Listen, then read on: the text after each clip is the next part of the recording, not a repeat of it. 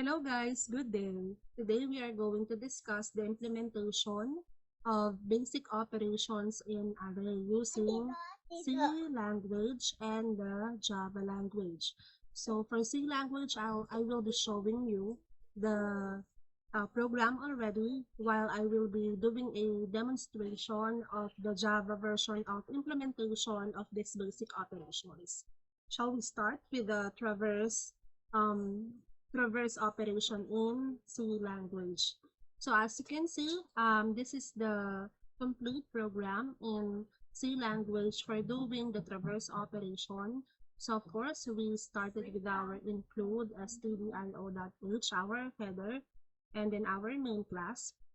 Inside the body of our main class is that we declare an integer array named as LA, and then it has 5 elements on it. These 5 elements have values of 1, 3, 5, 7, and 8 respectively. While the item variable is an integer as well, we put a value of 10. Later on, we will be discussing the purposes of this. And then the k variable equals to 3, and the n variable, which is equals to 5. Now, as we all know, when we say traverse operation, we are going from one element of the array to another, and then we are going to print it out using the for loop operation, or for loop for loop operation. So next is the declaration of the I variable, which we are going to start with as our first element, and then the J variable, which is equals to n, and then n has a value of 5, if you remember that. No, so for this one, we use the printf keyword to display the original elements in our array.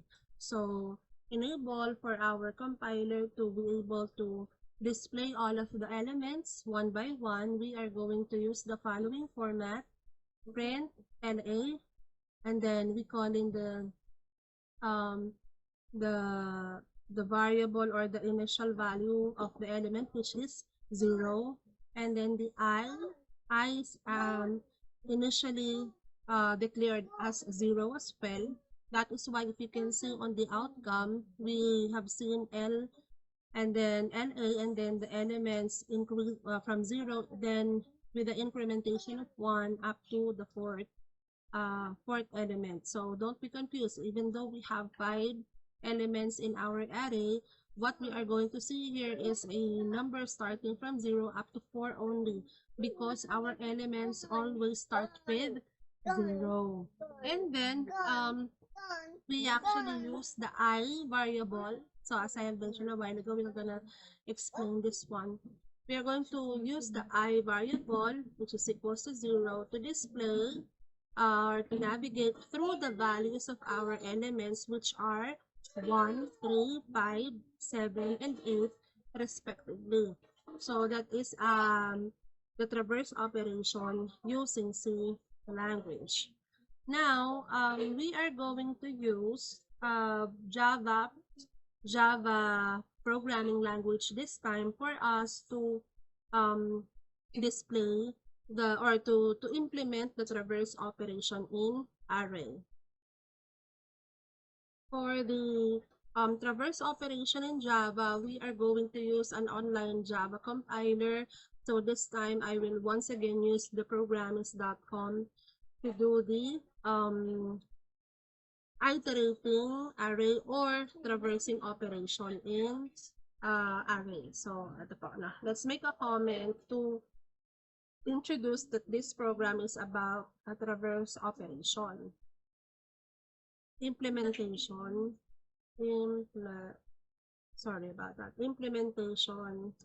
using Java. So we are gonna place, of course, our entire code inside the body of our class. This time I am going to make another comment about how do I create an array. So I will be using an integer data type for this, and will be calling my array as my array. And then, I am going to declare a new integer with um, 5 elements on it, just like the example in C a while ago. So how do we now populate our array? Now, pag sinabi natin populate our array, lalagyan natin siya ng laman. Kasi as of now, wala pa namang laman yung array natin. We just indicated a constant value of our array which has 5 elements. So how do we populate the array? Of course, we are going to call the name of our array, which we created a while ago, my array, and then the element where you are going to place your array. So in this case, it's the element 0. I'm going to put in 1, 2, 3 as the value of this array, and then I will be repeating the process up to the 4th element, no? So this time, the second value is going to be 3, 4, 5, and then again, we'll be repeating the process for the third value, which is 4, 5, 6. The fourth value, which is 6, 7, 8. And then lastly, the fifth value, which is 890. Alright, so we were able to populate the content or the values that will be held by our array container. So the 0 element is 1, 2, 3. The first element is 3, 4, 5. Second element is 4, 5, 6. Fourth element is 6, 7, 8. And the 0, sorry, I need to correct this one. I apologize. So the third element, which is 6, 7, 8. The fourth element, which is 8, 9, 0. So there we are done populating our array. The next thing that we are going to do is of course to print the content of this array. Now, how do we do that? Of course, we are going to use a looping control. This time we will just use for loop to print the content, no? So let me make a comment here that this portion is to print the contents of the array using for loop. All right. And then we will be needing our print line option or print line command to display a certain level that this is the content, these are the contents of the array. Okay, and then followed by our, sorry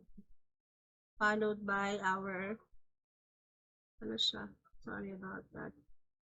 Okay, followed by our for loop. Okay. So dito I will be declaring an integer I to start, of course, kasi we wanted our printout to start with the 0 element. So therefore, I will also start initializing my I as 0. Then followed by using the myArray length method. Ito po, myArray.length. So that's what good about Java. No, hindi mo na kailangan mag-create ng panibagong counter for that. Meron ng method to be used in counting the length of your array. So next is to increment this value or the I value every time that you are going through the loop. So para hindi maging infinite yung loop result ng ating program. And then, the next thing that we will be doing is, of course, to print the values of this array placed in the elements. So, dito, we will be calling the I variable. We don't want to put a constant value here, for example, 5, because what's gonna happen is that it will not produce the output that we wanted to happen. Okay? So, ayan po. This is actually the entire program for our traverse operation rather in the implementation of it using Java. Okay, so we will be running this program. Hold on.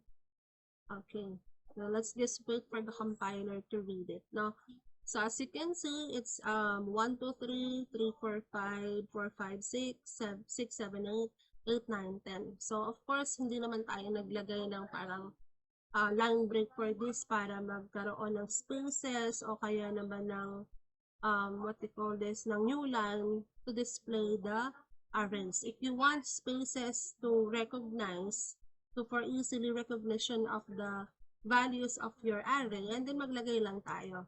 So for example, eto, no, hindi tayo naglagay kasi ng space in between. Mag-concatenate lang tayo ng, let's say, comma, no?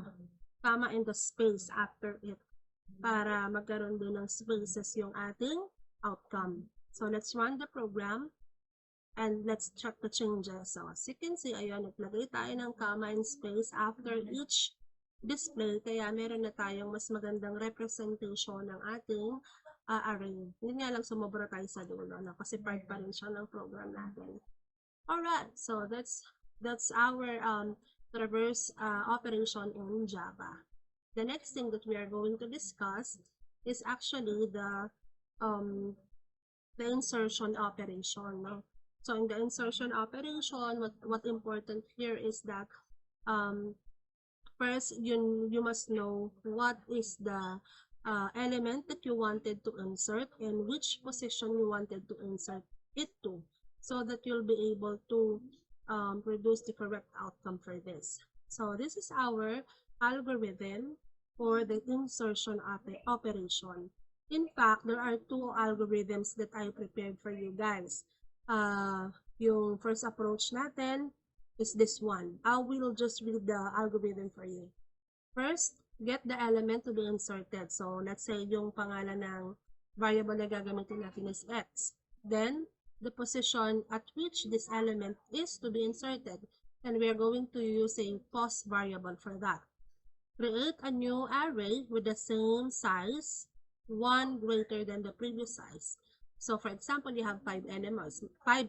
Makikreate ka daw ng panibagong array rather with one greater size. So ibig sabihin, if your original array element has 5, then you are going to create a new element with a new array with 6 elements. Next is to copy all the elements from previous array into the new array till the position pos. No? And then you are going to insert the element x on that position. And then lastly, insert the rest of the elements from the previous array into the new array after that position. So technically, here is the implementation of this first approach. So what we're going to do is to go back to our compiler, and then para hindi na rin lang tumabura, magagamit tayo ng panibagong compiler for this, no? Okay. For the insertion operation, we will be using again programmist.com for our online compiler. And just to have a quick recap, the first approach in insertion operation is, of course, to first get the element to be inserted. And for that matter, we are going to use the x variable. And then the second step is to get the position at which element or this element is to be inserted. Then we will be using POS variable. So first thing that we need to do is, of course, to I'll be making a comment here. Insertion operation in array using Java, of course.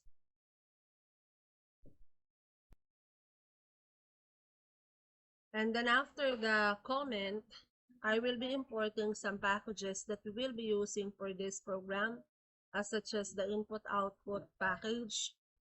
Then we will be also importing importing the Java language package, and lastly the utility package.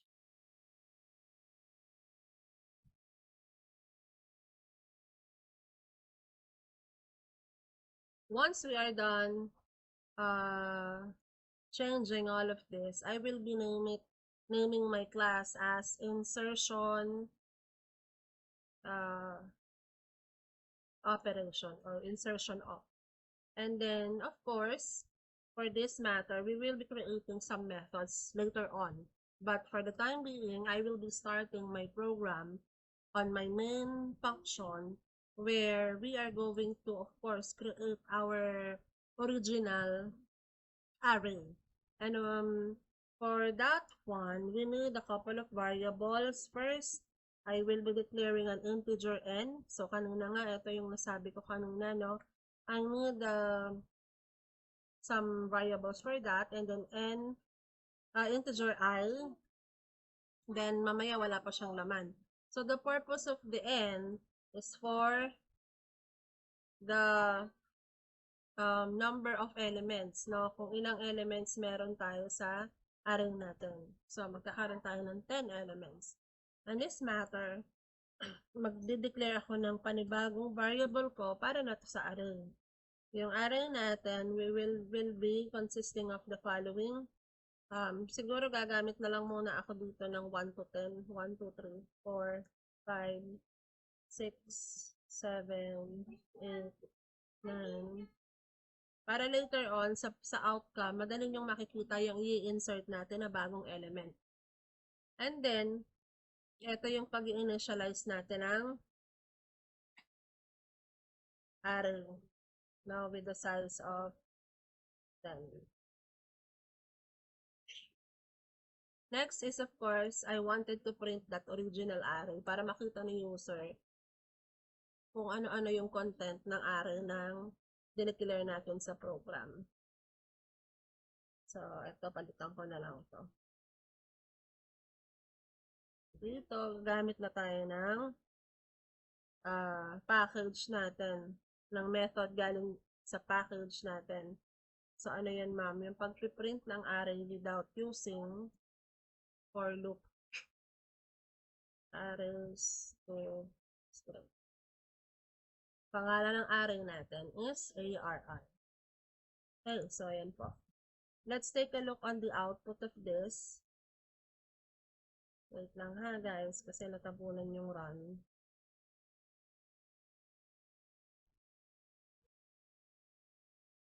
So let's check na. Ayan o, meron na tayong 1 to 10. Now, the next thing that we will do is, of course, is to declare the variable and its value that we wanted to insert. So, let's say element to be inserted. Ating variable, sabi ko kanina, gagamitin natin is x. For example, variable value 99 yung gusto kong i-insert.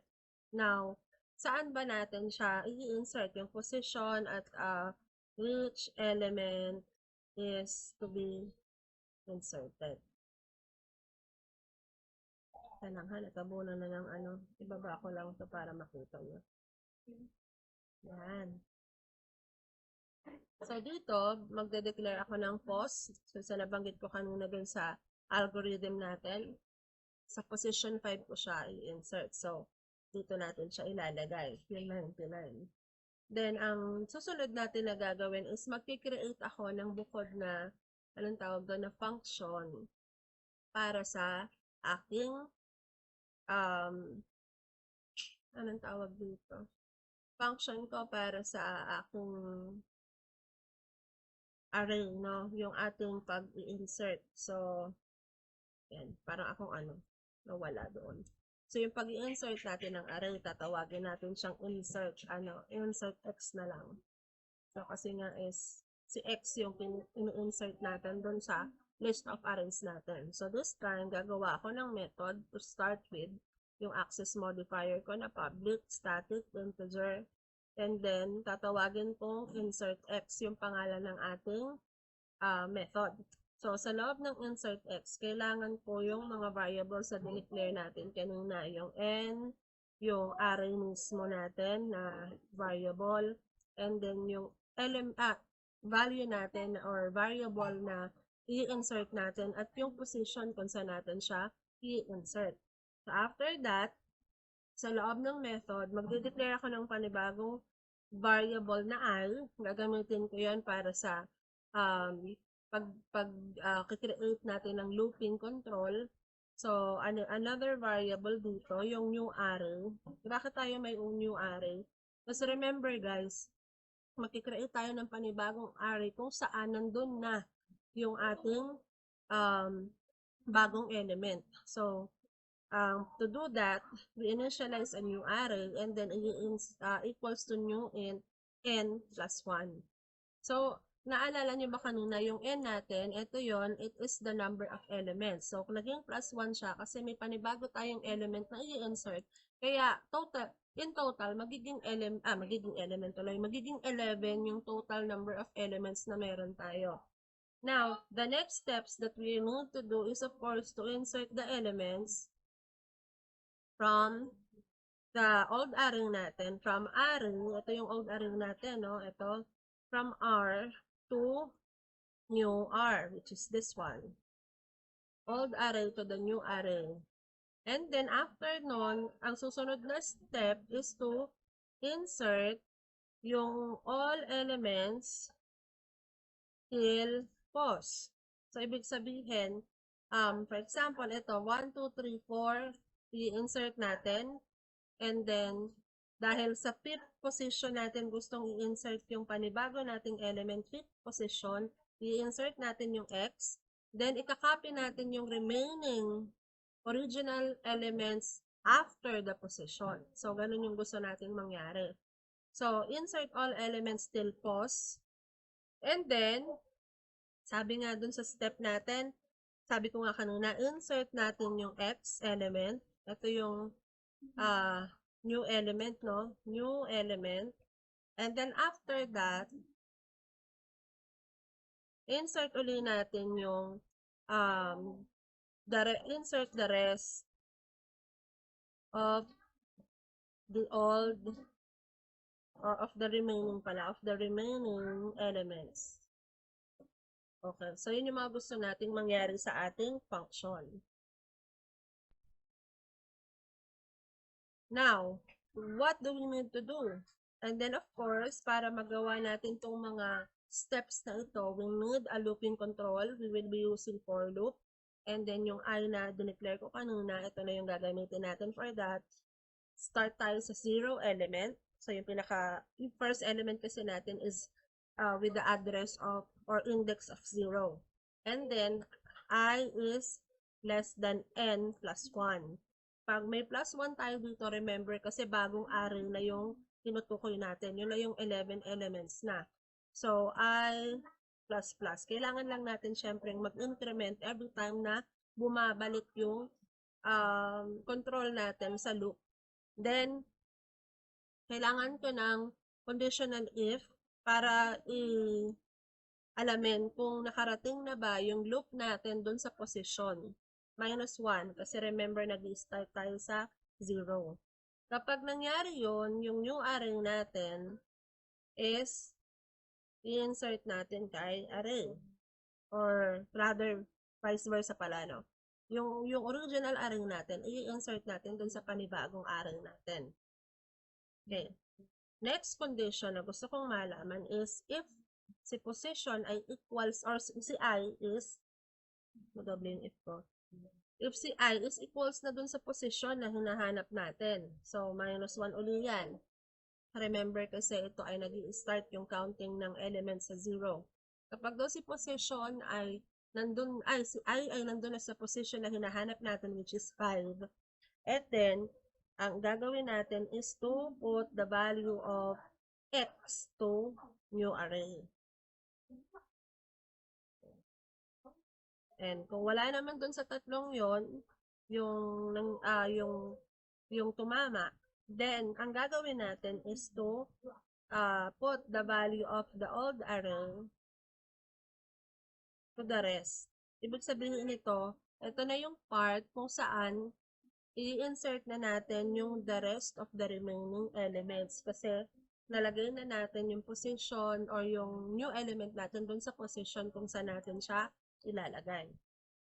And then, after that, ito yung ating gustong mangyari sa looping control. Kapag nagawa na yun lahat, ang i-return natin is yung new array pabalik dun sa ating main function. So, ibig sabihin, dito sa part na to, na-insert na natin yung panibagong elements natin sa position kung saan natin siya gustong i-insert. Then, what we need to do is to just complete the program. And to do that, nandito pa lang tayo sa part kasi kung saan natin dineclare yung variable and value na position natin kung saan natin i-insert yung 99. So, the next thing that we will do is, of course, to call the method to insert x dito sa main function. And then, to do that, yung ating array, ito yon, array is equals to insert x. Ma'am, saan po galing yung insert x? Kung naalala nyo, yun yung pangalan ng ating function. So, tinatawag na natin ngayon si insert x function to do all of the things that we wanted to do na ginawa natin sa method kanina. So, sa loob ng ating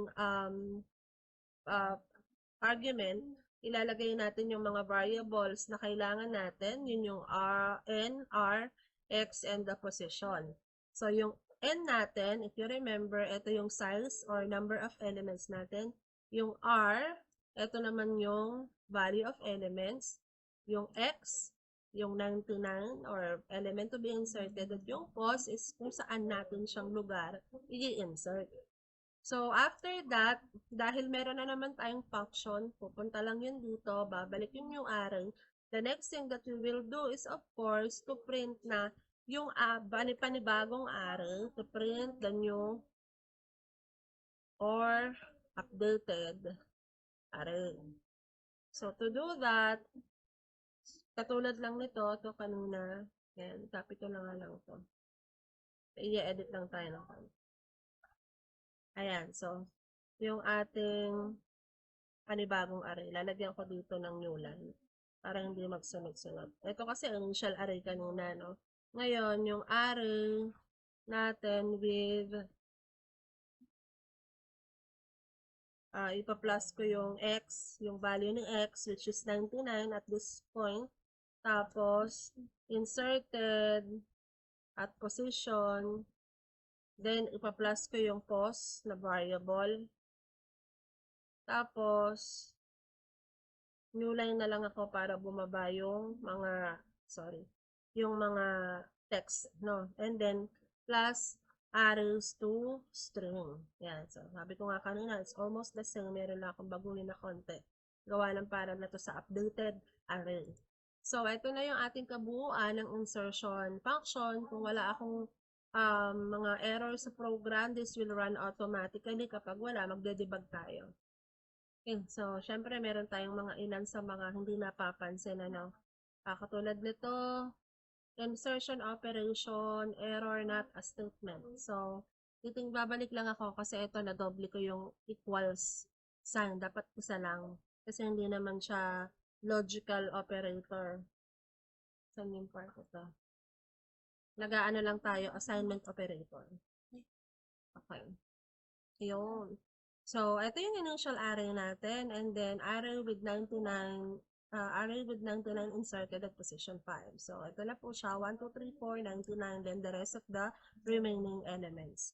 So, ito lalagyan ko na lang ng space dito para hindi magkadikit, no? Okay, so yun man po yung kabuuan ng ating program. That's our insertion operation in array, of course, and that is using Java programming language. A while ago, I showed you the insertion or the implementation of insertion operation in Java. And then, this time, we will be discussing or making a live demonstration rather of the deletion operation. So, in the deletion operation, ito naman po yung ating algorithm. Mamaya ipapakita ko yung first approach. Marami kasi tayong approaches na pwedeng gawin. So, nagpo-focus lang tayo dun sa mga first approach ko para tawag dito, medyo mabilis lang. Kasi yung ibang approach, nasa inyo rin naman yan kung ano yung gusto nyong i-follow. Okay, so in deletion operation, what we need to do or to know first is to, of course, delete a specified integer. So for example, this is our original array, 5, 7, 4, 3, and 2. What I wanted to delete is the number 4 value. So after deletion, dapat ito na lang yung magiging content ng panibago ng nating array. 5, 7, 3, and 2. So, in the deletion operation, ito yung first approach natin and the second approach. So, itong pinaka maiksing approach yung gagamitin natin. So, ito yung kagandahan mo in data structures and algorithms. You may have a lot of approaches, but of course, when you create a couple of algos, ang susundin natin is yung easiest and the most acceptable approach for the operation. The first approach is, of course, number 1 to start, then declare your array, initialize the array, yung pinaka-values niya, and then declare the element to be deleted. So, using for loop, iterate through all the elements of the array, and if that element is found, then start shifting the elements after that index to the left by one element. Ibig sabihin daw, iusod natin, kapag nakita na natin yung value na gusto nating i-delete, the following or the rest of the remaining values rather should be shifted to the position of number 4. So that's after deletion na. Now, we are going to use another compiler for this. So, open na lang uli ako ng bagong compiler, no? Para tayo ay hindi mag-delete ng previous program natin. So, for example, gamit ulit tayo ng programs. Wait lang.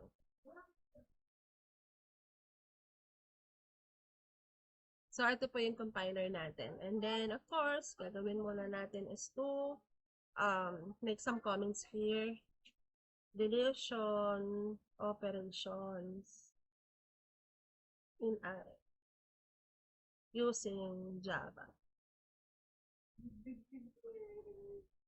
And then, we will be importing the input and output package. So, import Java.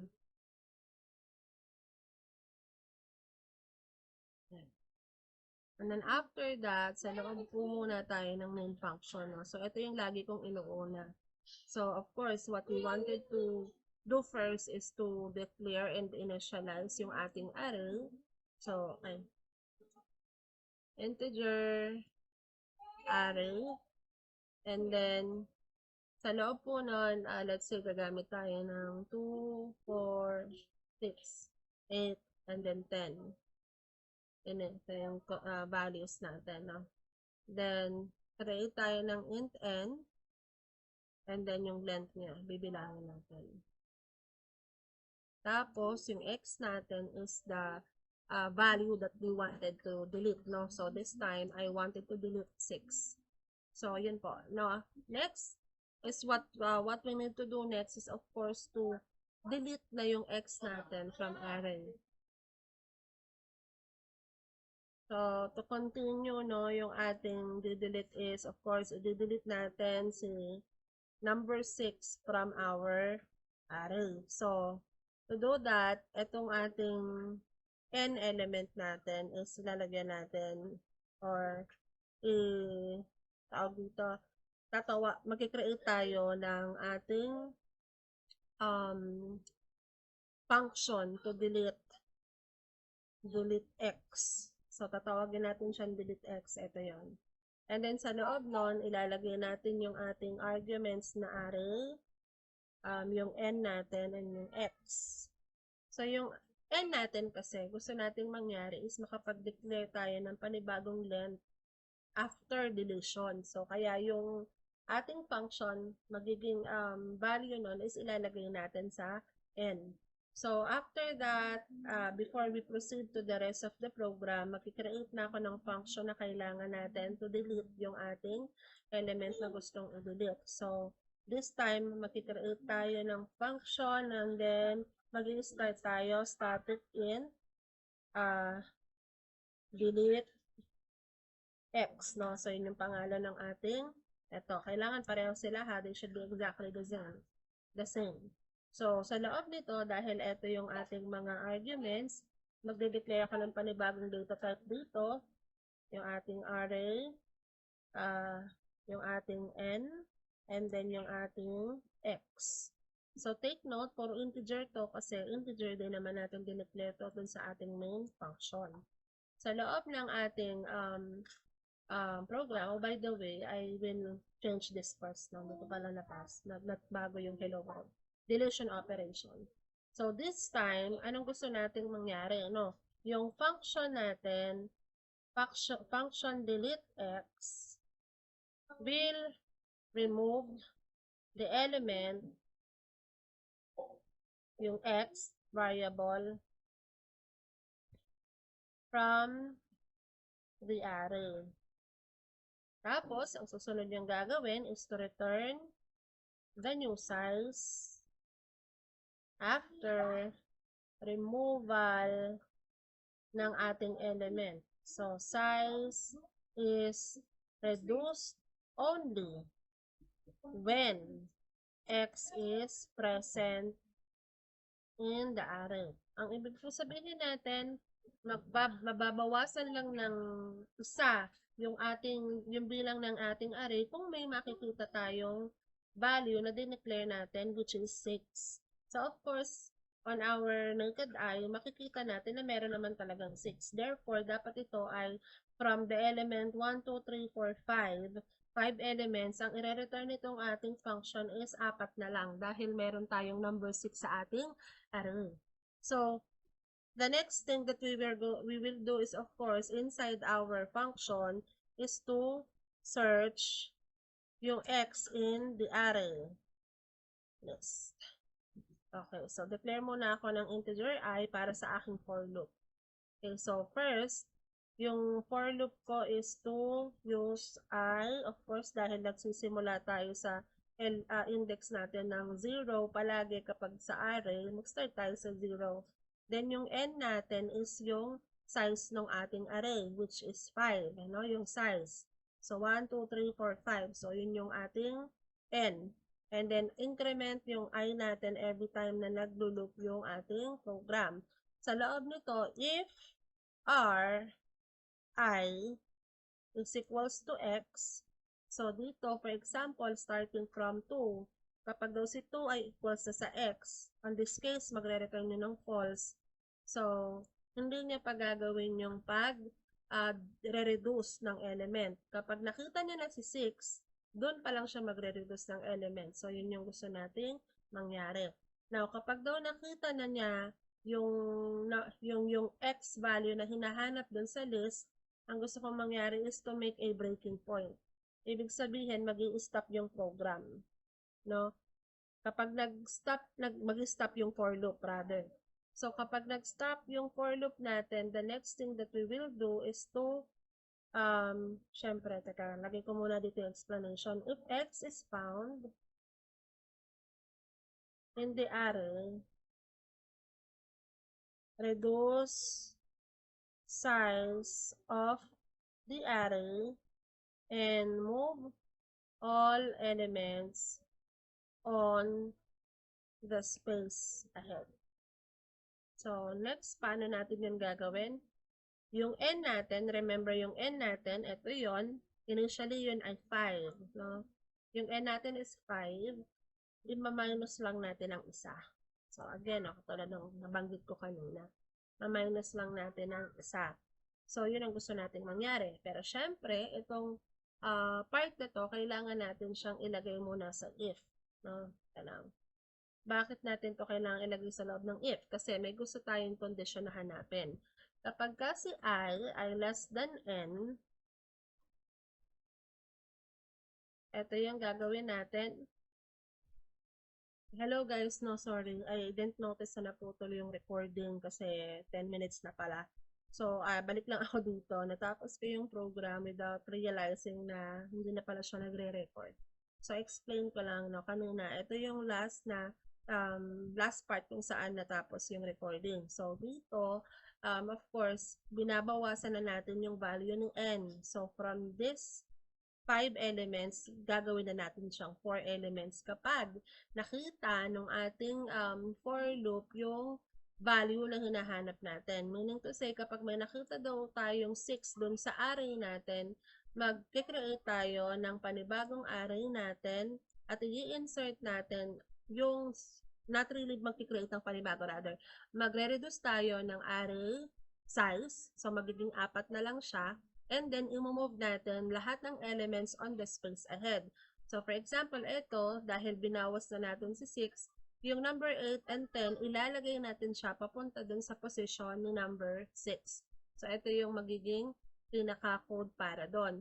And then, after the for loop condition and the if conditional statement, ibabalik natin yung panibagong value ng n back to our main program. So, dito naman, medyo nadagdagan na. Sorry again, no, kasi ito ginawa ko siya. Hindi ko napansin na nag-stop na yung recording. So, ito naman, ginamit ko yung pagpiprint ng initial array natin para makita ni user ano-ano ba yung arrays na meron dun sa ating list. So, list pala sa ating array. So, ito, to string, dahil gumamit tayo ng method na arrays to string, kailangan uli natin i-insert yung mga packages na ginamit natin a while ago. So, katulad ng language package and the utility package. So, let me just insert those. Okay. So, this way, now makikita natin yung original array natin and this. Then, of course, hindi naman dito natatapos yung program because we wanted to, baba ko lang ulit para makita nyo. We wanted to see the updated array after na natin ma-delete si X or si number 6, no? After natin ma-delete yon. So, the next thing that we will do is to, of course, ilagay natin dito modified array after deletion. Okay, then, tapos, i-insert na lang natin yung ating arrays to string.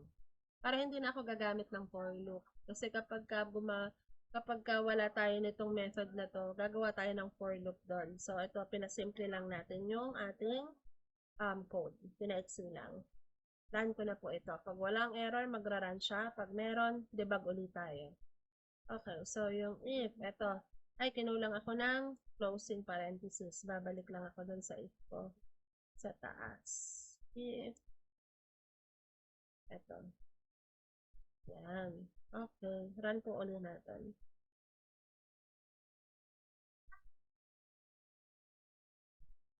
So, it may take some time na kasi nag-reread pa yung ating online compiler. I-wait lang po natin. Deletion operation.java. Okay. So, ito lang. Variable to string plus arrays. Balik lang ako dito, ha. Dito tignan, cannot find symbol. Okay. Hindi ko yata na ilagay yung aking array value. Ayun. Hinahanap niya kasi yung array na i-display niya. Nakalimutan kong ilagay. Yan na. Yan. So, ito yung initial array natin, no? 2, 4, 6, 8, 10. At ito na yung panibago natin. 2, 4, 8. Bakit double 10 ito? Wait lang.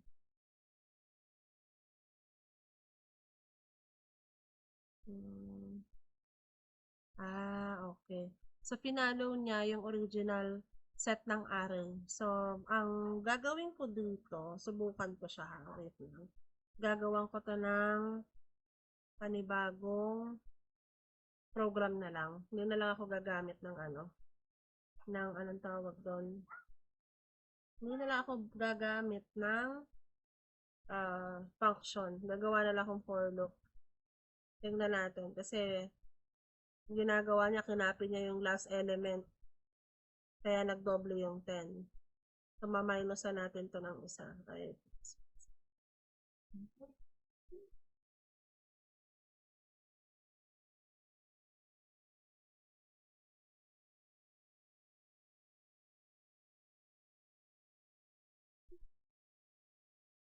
So, lagyan ko ng space. Yan. Tara na ulit natin. Ayun. Bakit lang space to? 2, 4, 8, 10. Teka lang ha. Ayun. Hindi ko pala naglagyan dito ng space. Run. Yan. Ayan. Sobra pa saway. Lagyan ng ngulang dito. Isa pa.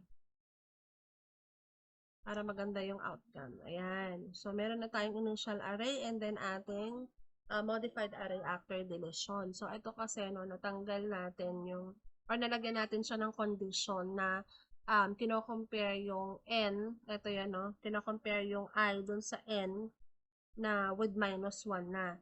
Kasi, dun kanina, nung ginamitan ko to ng method, ang ginawa niya, dahil tinitingnan niya pa rin yung original array length, tapos yung last element, kinapi lang din niya doon sa panibagong modified list of arrays. So this time, di pala tayo pwedeng gumamit ng shortcut, no? Gamit tayo ng for loop para doon. So, syempre, kapag napansin nyo na gano'n, medyo mali sa output, dapat gawa natin ng paraan kasi tayo yung programmer para doon. So, this is our deletion operation in array using Java programming language. Okay, the next thing that we will discuss is yung ating namang searching operation in array, no? Well, in Java, yung pagsa-search kasi at pagsa-sort ng elements in array, madali lang. Unlike yung sa C language, we have to make all the functions to work. Where in Java, meron na siyang mga built-in functions na gumagana na. So, yung iba, gagamitin na lang natin.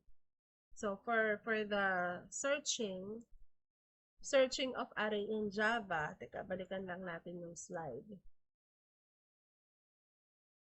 No. For searching, ito naman yung ating gustong mangyari. No? To illustrate, for example, ito yung array natin, 513426. Gusto nating hanapin yung number 3 dun sa array na yon. Then, ire-return niya kung ano man yung position ng array. So, yung algo natin for that is of course to traverse the array. Ibig sabihin, mag-go through array lang tayo. Kapag merong match dun sa key element natin with the array element, at nakita yon, if it is found, return the index position of the array element. If the key element is not found, return down -1, which means wala tayong nakitang element na ganon dun sa list of the array. So, to do that, gamit na lang ulit tayo ng panibagong, tawag doon, panibagong compiler. Open lang ako ng panibagong compiler.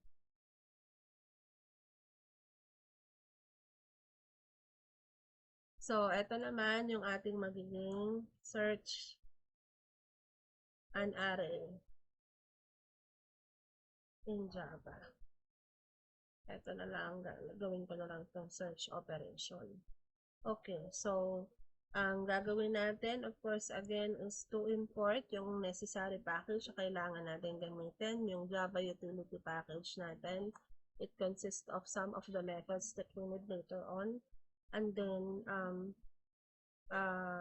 yung main function natin, syempre, huwag natin kalimutan na dito natin ilalagay yung ating initialization ng array, no? Yung ating array. So, gayahin natin yung nasa screen kanina.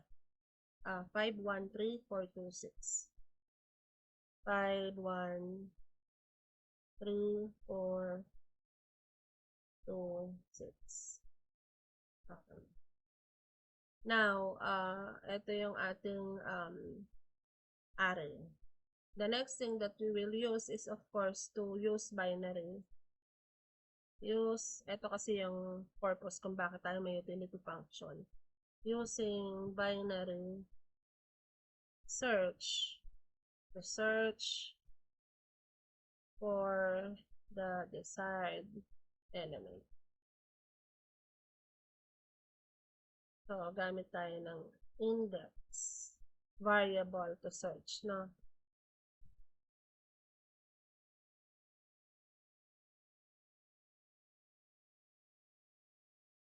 So, ang hahanapin natin na array is yung kaninang nasa list, which is number 3, no? So, eto. Okay, so ano yung ginawa natin dito? Gumamit tayo ng method or function galing sa utility package natin. So, ang tawag doon is the binary search method. Under siya ng arrays folder. So, kaya natin siya ginamitan ng ganong klaseng utility. Meron na nitong ganitong klaseng method sa Java. So, hindi na siya mahirap hanapin. Ang gagawin na lang natin this time ay i-print yung ating result, no? So, ito, print the result na gamit muna tayo ng if para dun sa ano natin, sa index natin. No, kapag ang index natin ay 0, lumabas, ang element na yon is element 3 found at index. Tapos, ilagay natin yung index. So, ito pwede naman natin palitan kung ayaw nyo ng direktang value. Gamitin din natin, no, kanina, katulad ng kanina. So, ito na lang gawin natin x. Medyo ano kasi ako dito para mas okay yung flow ng program natin. Ayoko gumagamit ng mga value most of the time. Ayan. Okay, para kung palitan ko man to, nagre-reflect na siya dito sa lahat. Kasi kapag value yung ginamit ko rito, papalitan ko to, at kung saan ko pa siya ginamit. So dito, kung since variable na yung ginamit ko, no, yung isang beses na lang ako magpapalit, which is the value of the x. Okay, so kapag nakita or yung index natin is greater than or equals to 0, i-print daw natin itong element position, and then kapag naman hindi, ang gagawin naman natin is to print element not found. So, ganito lang kadali yung ibibigay ko sa inyong solusyon. Kasi, meron naman na talaga nito sa Java. Pera na lang po natin ito. Kapag wala tayong error, no, yan, nagre-return na siya agad ng result. Element 3 found at index 2. So, check natin yung program natin, no, kung tama ba. So, ito yung element natin, 1, 2, 3. So, bakit ito yung nireturn? Remember, nagsisimula yung index counting sa 0. So, 0, 1, and 2. Nandun siya sa 2 or second position of the element. So, ito po yung ating searching operations in Java. The next thing that we will discuss is yung ating update operation. Pag update operation, yung existing elements natin, ina-update lang natin, no? So, for example, ito yung ating elements, 23, 8, 9, 78, 99, and 12. Ang gusto natin, i-update natin yung number 99 to 100. So, the algorithm for that is to, of course, specify the update that you want to perform. Next, specify what array elements to apply your update to, and then perform an update operation using these specifications. So, to do that, ito na yung ating magiging program naman. So, again, mag-open lang ako ng panibagong compiler. And then, dito na tayo magka-create ng bagong program, no? Update operations in array using Java. So, ito na yung Java implementation natin. For this example, no, kanina kasi yung mga examples natin, mga numbers, naisip ko lang mag-create ang implementation ng update operation using mga words, no, para naman ano tayo, may iba naman. This time, mag-i-import lang ulit ako ng utility kasi para magamit na natin yung package, method na meron doon. So, yung gagamitin natin na package is the utility, no? Import ko na lahat. But to be exact, kasi ang gagamitin lang naman talaga natin dito sa utility package, ito yung tinatawag na array list method. Pero okay na yan kahit i-import natin lahat. So, dito, palitan ko na to ng array. Ano nga ba? Update operations in array, no? Parang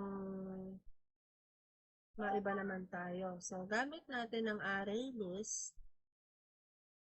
Pag-declare natin ang array list muna. Kasi ito yung way ng pag-declare using the method array list. So, yung array list natin, sa loob po nun, gagamit tayo ng string. Kanina puro numbers tayo. Ngayon, string naman yung gagawin nating array. Ang pangalan niya ay names, new array list. So, para tayong nag-create ng scanner. Similar to that yung initialization. Pero ito yung format kung paano naman gawin siya using the array list. So, yun na yung kabuuan, no? Initialization, initialize array using the array list function. Okay. Now, nakapag-initialize ka ng pangalan ng array mo. Ang kulang na lang is pag-declare. Ay, sorry. Ito pala ay pag-declare. Baliktad naman ako doon. Declare array using array list. Ito, yung pag-initialize na ng value. Initialize the values of the, or elements of the array.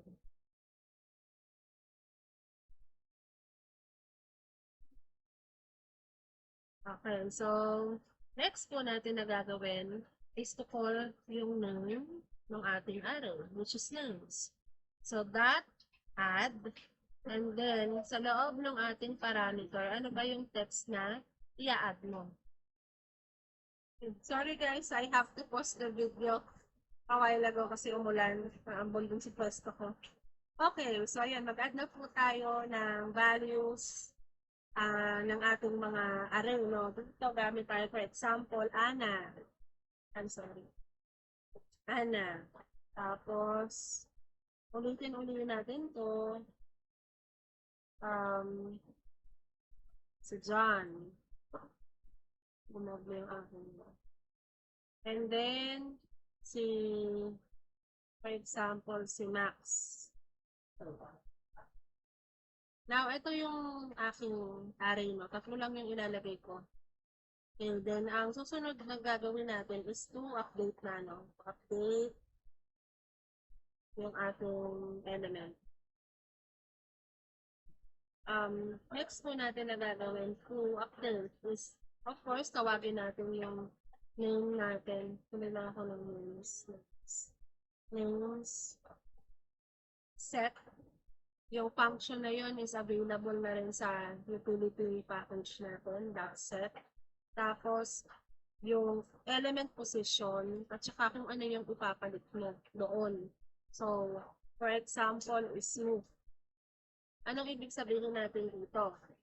Ito, si John, papalitan natin ito ng Smith. Bakit man yung kay John ay ang number 1 po si Anna? Remember, array pa rin to. So, ibig sabihin, ito yung element, yung index 0, index 1, at ito yung index 2 natin.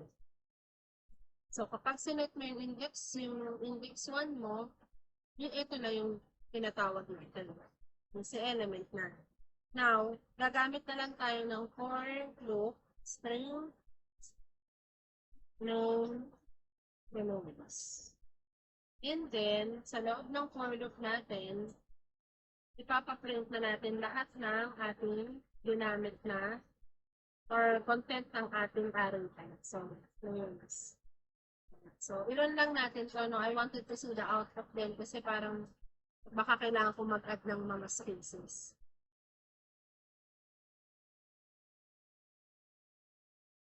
Ayan. So, meron tayong Anna, Smith, Max. Now, ito kapag kaibang compiler naman, isang beses lang ito irarun. Sa taon lang na this is how programmers.com tawag dito, kinukuha compile si array list. So, actually, pwede naman tayong gumamit din ng for loop. Kung ayaw yun talagang for loop na ginagawa natin katulad kanina. So, pwede naman. For the time being, syempre, tinuturuan ko na rin kayo how to simplify yung inyong mga codes kung pwede naman natin siyang gamitin. Katulad ko rin naman, paano kung gusto ko gawing variable yung 1, si x, para papalitan ko lang siya ng isang beses. Pwede naman. Even this, pwede rin. Ilagay mo siya sa variable. That's not a problem. So, for example lang, yung x na element mo is 1, tapos gagamitin mo na lang dito is x. Mag-produce pa rin yan ng same outcome. O kaya naman, ang string na pinapahanap mo ay si string, kumari,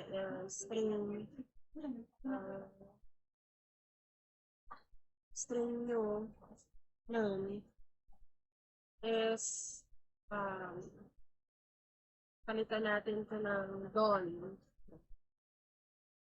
So, dito, tatawagin na lang natin yung variable na ginamit natin. Yun. Tapos, i-run lang natin yung mga parang changes na ginawa natin.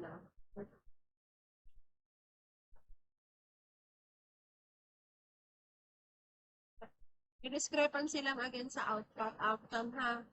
Okay, variable x plus a float. Wait lang. Bakit hindi cannot find symbol x? Ay, okay. Kasi hindi ko pa siya na-initialize ng data. Nakalimutan natin. So, ayan. Magkakaroon lang siya ng konting guys, discrepancy. Pero supposedly, isang beses lang nito dapat i-run. So, sa ibang compiler naman, this will work correctly. So, as long as tama naman yung outcome, okay lang kahit magkaroon ng konting discrepancy sa output. So, ito po yung ating update operation in Java. So, I hope na ito ay anong tawag doon, na appreciate nyo na hindi naman puro numbers lang yung pwede yung kayang handle ni array. Pwede din naman ang mga string. Katulad nito. So, ayan po. Using ang ating arrays list method package. So, ito yung mga easy, parang shortcut path na yun. Kasi kapag gagamit ka talaga ng mga for loops program for this part, medyo mahaba yung program natin. So, ito na yung mga shortcut version na itinatapos kasi. So, that's it for our operations in array. Now, to summarize this lesson, elements are stored at contiguous memory locations. An index is always less than the total number of array items. In terms of syntax, any variable that is declared as an array can store multiple values. Almost all languages have the same comprehensions of array, but have different ways of declaring and initializing them. As you can see nga, even in Java, meron ng mga existing functions or methods to be used para maging mas madali yung paggamit natin ng array operations. However, three parts will remain common in all the initialization. For example, yung array name, yung element, and the data type of those elements. And lastly, we can perform different operations in arrays such as traverse, insert, delete, search, and update. So this is our lesson for array. I hope guys na may natutunan po tayo dito. If you have questions regarding this or any clarifications that you want to do, please do not hesitate to email me or message me in my Facebook account. Thank you. And by the way, before I forgot, these are the references for the topics I included on this PowerPoint presentation. Thank you.